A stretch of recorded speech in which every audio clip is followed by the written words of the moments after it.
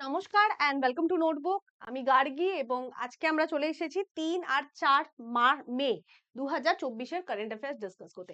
Very very welcome to everyone. সকলকে সুপ্রভাত, সকলকে স্বাগত ডেইলি কারেন্ট অ্যাফেয়ার্সে সকালবেলার ক্লাসে। তো বাজছে 9টা, বাইরে গরম ওয়েদার, যদিও গতকাল বেশ রাত্রেবেলাটা অন্যান্য দিনের তুলনায় যদি বলি একটু সুদিং ছিল, হাওয়া দিচ্ছিল। অ্যাটলিস্ট বাড়ির বাইরে চাতালে উঠোনে ছাদে মানুষ একটু শান্তিতে নিঃশ্বাস নিতে পারছিল। বাট জানি না আজকে কি হবে। ঠিক আছে, বৃষ্টির ফোরকাস্ট আছে, দেখা যাক কি হয়। তো চলো, এই গরমের মধ্যেই গরম গরম কারেন্ট অ্যাফেয়ার্স সকলে জয়েন করে যাও। আবার বলছি, just this is a recorded class, premier হচ্ছে তোমাদের সামনে। তো তোমাদের লাইভ কমেন্ট আমি নিতে পারবো না, আনসার দিতে পারবো না, বাট হ্যাঁ অবশ্যই তোমরা কমেন্ট করে দাও, আমি উত্তর দেব যদি আমার কাছে উত্তর থাকে। আর এই কারণেই রেকর্ডেড ক্লাস করছি, বিকজ অনেক সময় লাইভ ক্লাস সকাল 9টায় নেওয়া আমার পক্ষে পসিবল হচ্ছে না ইন দিস কারেন্ট সিনারিও। তো সেই কারণেই কিন্তু আমাদের ক্লাসগুলো মিস হয়ে যাচ্ছে, গ্যাপ হয়ে যাচ্ছে, ইরেগুলার হয়ে যাচ্ছে। তো সেই কারণে আমি এবার থেকে একদম ডিসাইড করে নিয়েছি যে লাইভ ক্লাস যদি মনে হয় নিতে পারছি না, তাহলে রেকর্ড করে ক্লাসটা প্রিমিয়ার করে দেবো, অ্যাটলিস্ট ডেইলি কারেন্ট অ্যাফেয়ার্সটা থাকবে। ঠিক আছে, চলো আজকের first class, today first question. When is World Immunization Week 2024 observed? বিশ্ব টিকাদান সপ্তাহ 2024 কখন পালিত হচ্ছে? তো এইটা 24 থেকে 30শে এপ্রিল, এই বছর 24 থেকে 30শে এপ্রিল কিন্তু অবজার্ভ হচ্ছে ইন দিস ইয়ার 2024-এ, কিন্তু 24 থেকে 30শে এপ্রিল।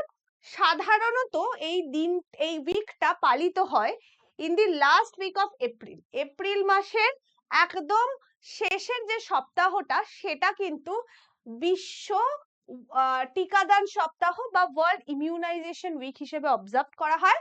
এবং এর উদ্দেশ্য হচ্ছে to highlight the crucial efforts required to protect individuals from vaccine preventable diseases. তাহলে যে সমস্ত ডিজিজকে, যে সমস্ত রোগকে ভ্যাকসিন দ্বারা প্রতিরোধ করা যেতে পারে, সেই সমস্ত রোগের ক্ষেত্রে ভ্যাকসিনের গুরুত্ব মানুষের সামনে তুলে ধরা, সমাজের সামনে তুলে ধরাই হচ্ছে এই দিনটা বা এই সপ্তাহটা সেলিব্রেশনের প্রধান উইক।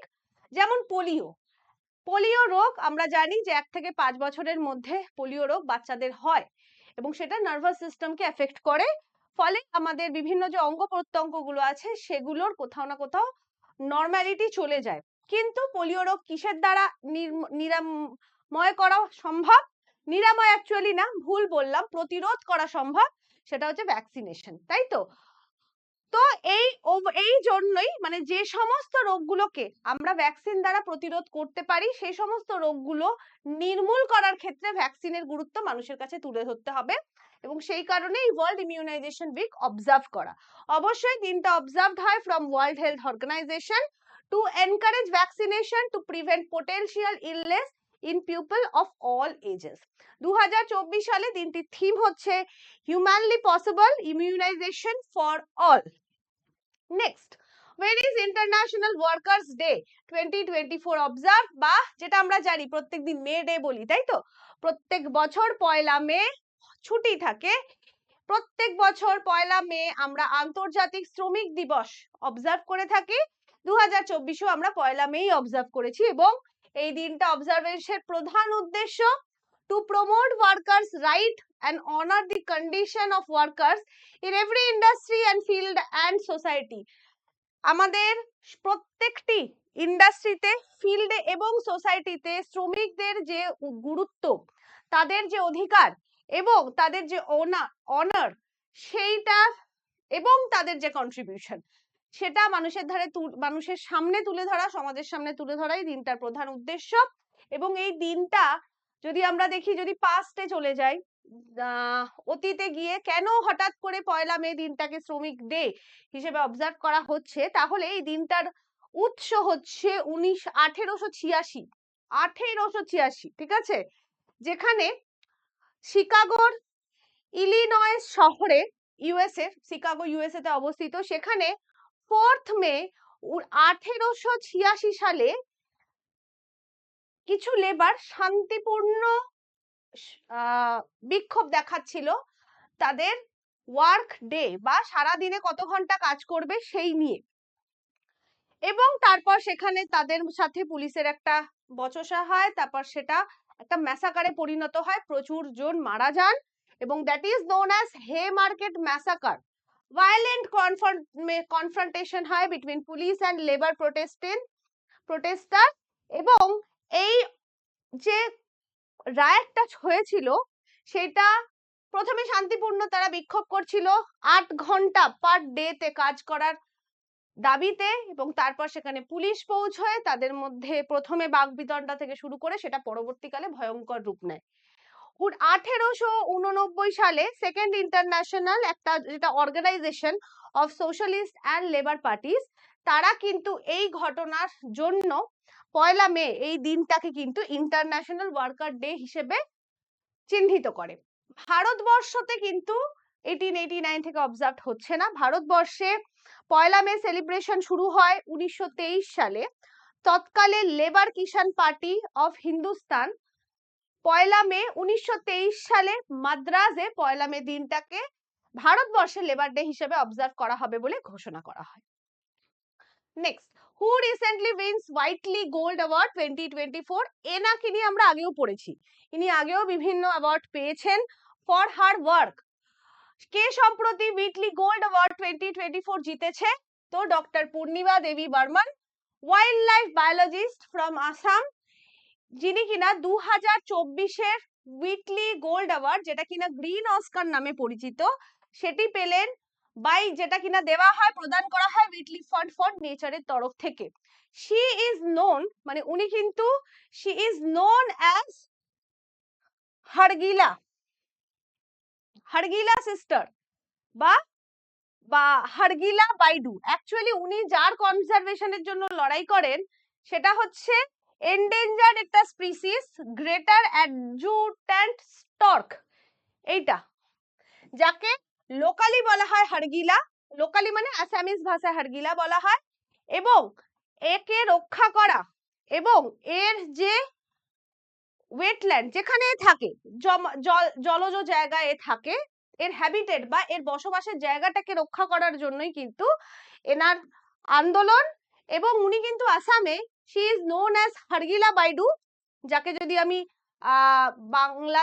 বাংলাতে না, ইংলিশে ট্রান্সলেট করি তাহলে সিস্টার অফ স্টর্ক, একে আমরা স্টর্ক বলি। হার এফার্ট ইন সেভিং দা হাড়গিলা, যদি দেখি যে ওনার এই আন্দোলনের ফলে এখনো অবধি কিন্তু 450 থেকে 1800 কিন্তু এই স্টর্কদের পপুলেশন বৃদ্ধি পেয়েছে in North East India, and this is her contribution. ওনার এই কন্ট্রিবিউশনের জন্যই কিন্তু হুইটলি গোল্ড অ্যাওয়ার্ড 2024 কিন্তু উনি পাচ্ছেন। হু recently appointed as president of GST appellate tribunal? GST appellate ট্রাইব্যুনালের সম্প্রতি কে সভাপতি হিসেবে নিযুক্ত হয়েছেন? Justice Sanjay Kumar Mishra. Justice Sanjay Kumar Mishra basically ইনি ঝাড়খণ্ড হাইকোর্টের চিফ জাস্টিস ছিলেন। ওনাকে কিন্তু রিসেন্টলি জিএসটি অ্যাপিলেট ট্রাইব্যুনালে কিন্তু নিযুক্ত করা হয়েছে অ্যাজ প্রেসিডেন্ট। উনি 4 বছরের জন্য এই পোস্টটি হোল্ড করবেন, যবে থেকে উনি চার্জ নেবেন 4 বছরের জন্য পোস্টটি হোল্ড করবেন, এবং ওনার 70 বছর হওয়া অবধি, মানে 4 বছর বা ওনার 70 বছর যেটা আগে হবে সেই অবধি কিন্তু উনি তার কার্যভার চালিয়ে যাবেন। GST appellate tribunal basically GST related যা যা ডিসপিউট হয় সেগুলোর রেজলিউশনের কাজ, সেগুলো যদি এই অ্যাপিলেট ট্রাইব্যুনালে অ্যাপিল করা যায় তাহলে রেজলিউশনের কাজটা কিন্তু জিএসটি ট্রাইব্যুনাল, অ্যাপিলেট ট্রাইব্যুনাল করে থাকে। আচ্ছা, একটু ভুল হয়ে গেছে, সেটা হচ্ছে জিএসটির বিষয়টা এই কোয়েশ্চেনটার সাথে চলে এসেছে। আমি একটু জাস্ট তোমাদেরকে ওটা এই পোর্শনটা, অ্যাকচুয়ালি জিএসটির এই পোর্শনটা আগের কোয়েশ্চেনের সাথে অ্যাটাচ হওয়া উচিত ছিল।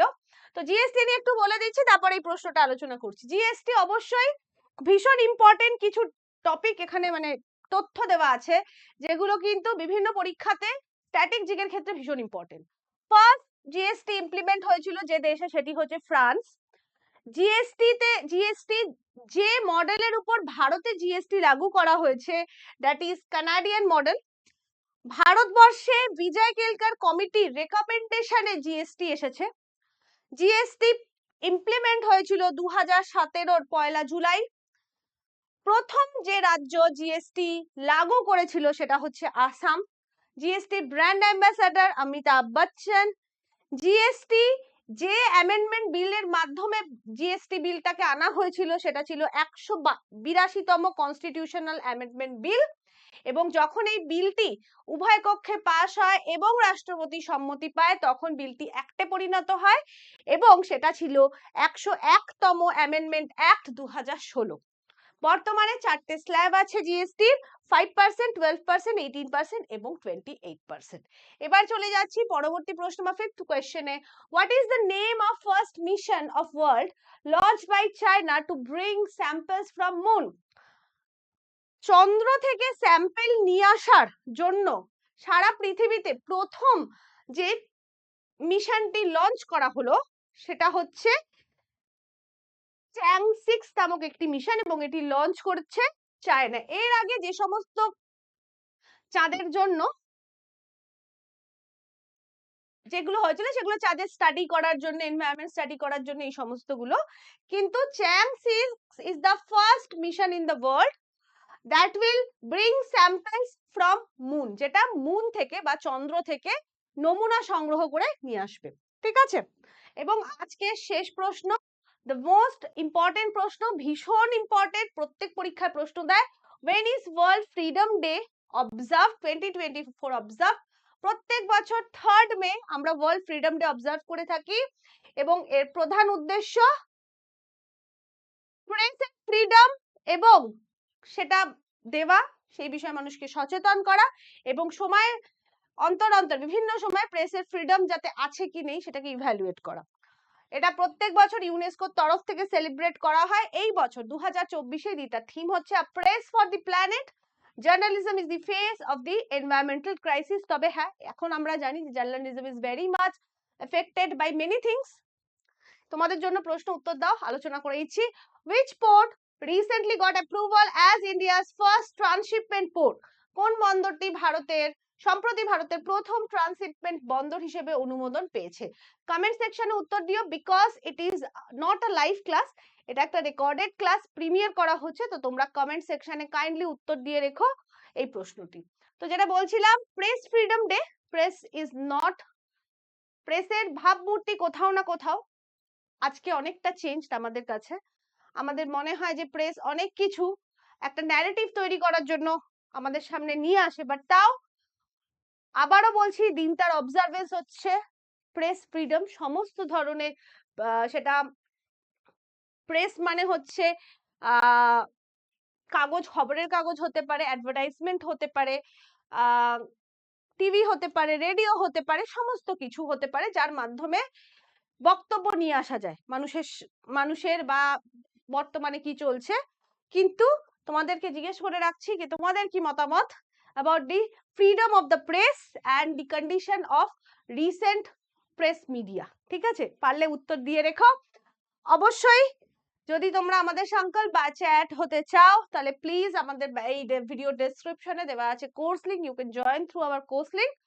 Thank you to everyone. PDF তোমরা পেয়ে যাবে অবশ্যই টেলিগ্রাম চ্যানেলে, এবং এপ্রিল মাসে সম্পূর্ণ PDF compilation with static GK, যেখানে আমি যেভাবে তোমাদের ক্লাসে এক্সপ্লেন করি, কোয়েশ্চেন থাকে, আনসার থাকে এবং তারপরে এক্সপ্লেনেশন থাকে, সেরকম একটি পিডিএফ। এবং শুধু ওয়ান লাইনার, মানে তোমাদের যদি কারোর মনে হয় এত পড়ে দরকার নেই, শুধু আমি প্রশ্ন আর উত্তর পড়বো, সেটাও অবশ্যই পেয়ে যাবে তোমরা এখানে, দুটো পিডিএফ পেয়ে যাবে। এবং অবশ্যই আজকে রাতে আমরা করছি, তোমরা নিশ্চয়ই নোটিফিকেশন পেয়ে গেছো, আজকে রাতে আমরা কিন্তু আমাদের এপ্রিল মাসে যে কারেন্ট অ্যাফেয়ার্স, মার্চ মাসে যে কারেন্ট অ্যাফেয়ার্স রিভিশন, তার 3 নম্বর পার্টটা আমরা আজকে করব রাত্রেবেলা। তো সবাই চলে এসো, ভালো থেকো, কালকে দেখা হচ্ছে আবার সকাল 9টায় কারেন্ট অ্যাফেয়ার্স ক্লাসে। বাই।